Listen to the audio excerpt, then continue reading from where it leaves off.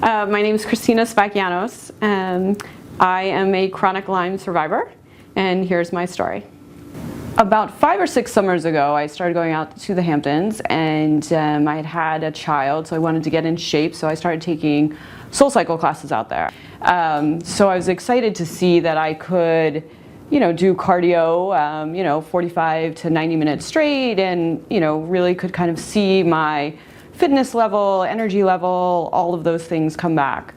And then 4 summers ago, I felt like I was just sluggish and I couldn't keep up, and I noticed that I was spacey at times and, had headaches. So I went to my GP to just check in, and for some reason, I had asked her during that October to run a Lyme test. She also said, what new fitness things are you doing? And I had tried a boot camp, and she said, you're probably just getting old. And I kind of chuckled, and I thought, 35 is old. Is this woman crazy? She called with the results, and she said, everything's fine. It's negative. You just need to take it easy. You're just getting older.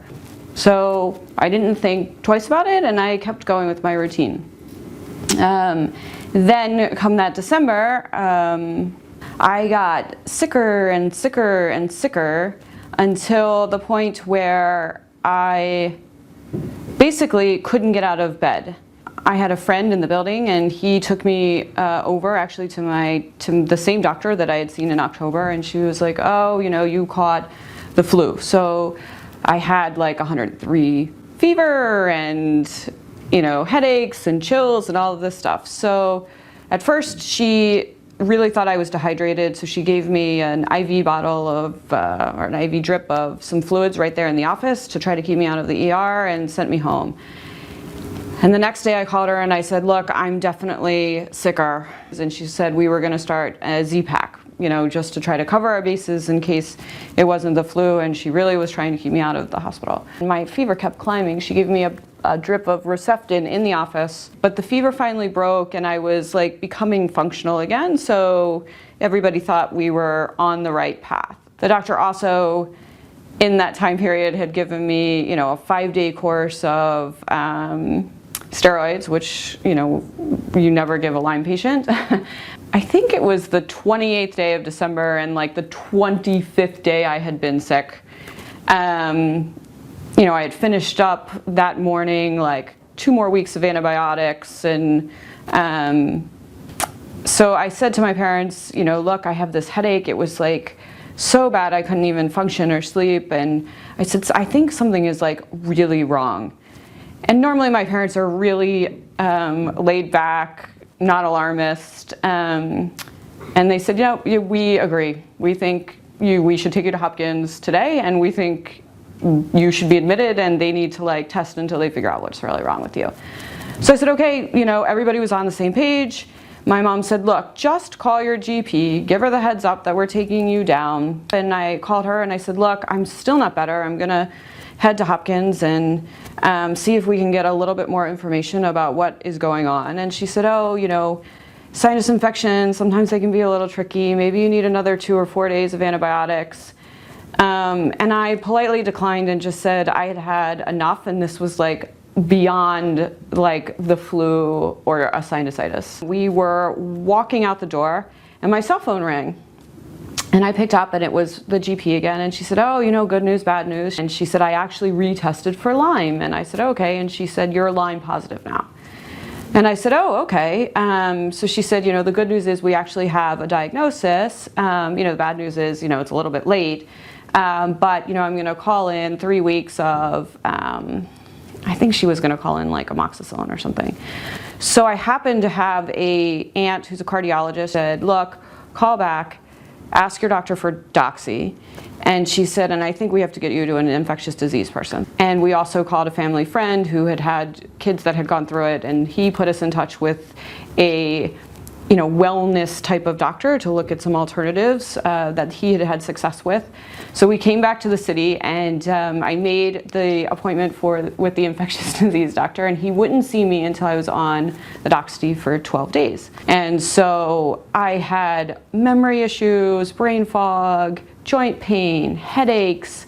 For example, I served my daughter dinner one night and didn't realize I had cut myself. There was blood all over her plate. She looked at me and asked what it was. I was horrified. She was horrified. But I had basically a lot of neuropathy then at that point in my hands and other parts of my body. So I ended up doing 11 or 12 weeks of Doxy at that point, and then went and started with the wellness person. And so we needed to almost think about my health as an onion, and we needed to start to pull back layers so that my immune system could start to help keep everything in balance, including, the Lyme. So we did that. We worked on gut, we worked on viruses, we worked on infection. We did that through, supplements and herbs and acupuncture and injections, and I felt fantastic. I mean, it was like, I was not 100% of who I was before the tick bite, but I felt great. So we went back out to the Hamptons armed with more, information and an understanding and nightly tick checks of the kids and myself. And, we had a great summer. It was like around October again, I started feeling a little bit crummy. The wellness person had helped me so much. And the conventional doctor had also helped me. I was very open to thinking about an integrated doctor. So I went and I saw that integrated doctor. Before I had seen him, I was negative for all of the co-infections. So he just ran the co-infection test again just to see how it went. And lo and behold, 4 co-infections were positive, which showed that I had actually sustained another bite while I was out in the Hamptons that summer. So, we couldn't do the Doxy again because it was within the same year. So we started a cousin of the Doxy, and additionally for the Barbiosa, Mycoplasma, and Ehrlichia or whatever, however you say all these co-infection names, I needed to do some of the other antibiotics. And I felt pretty good. And I started again with the integrative person. And then after a month, I really kind of felt pretty rotten again. So he had suggested that we use an anti-malarial, which they had had some success with opening up the cell form of Lyme. So I did it for about a week. It's a combo cocktail of the anti-malarial and another drug. And then on basically the 7th day, I had an anaphylactic reaction and it ended up in NYU. So it was at that point that I swore off swallowing another pill. Ironically, at that time, I had an appointment with a doctor at Hopkins to see. So I had left NYU and I'm completely attached to Benadryl in between my 4 to 6 hours of drug reaction and making sure that my throat didn't close. I had black tongue. I had all of the crazy 1% reaction symptoms that are listed on the drug. It was so crazy. Somehow we make it to Hopkins and we sit in front of this doctor at Hopkins. So this doctor also explained to me that the test was less than 50% accurate, and that, to try to figure out if you had Lyme, you could toss a coin up in the air and, you had about the same odds. So he helped us understand a little bit more about the whole Lyme landscape and what conventional doctors were basically the limitations for them in helping people, right? He was supportive of me continuing with the alternatives. In his opinion, his chronic Lyme patients did much better with alternatives than they did with just antibiotic treatment. So he was very, very supportive of me doing that. So I came back to New York and I started working with the alternatives person twice a week. And went from not being able to help my daughter with second grade math homework or able to read an article or anything like that. It slowly started to come back. And at that point I had lost 30 pounds from the drug reaction, wasn't able to eat anything. It was like force feeding food and nutrients in. So I went to my monthly check-ins down at Hopkins, and at the 6-month mark he said to me, okay, when you came in you were the Titanic. He said, I had no idea what was going to happen to you. He said, I feel like we're like on the right track. We're not doing antibiotics. You're going to steer the course. And we're going to go to every 3 months from every month. So it was like, okay, like these were small wins that we were starting to rack up. With the wellness person, I was able to start sleeping again and, doing math and reading and like becoming, like a person again. Part of what I had to do, which you may hear chronic Lyme patients say, is like the diet was key for me.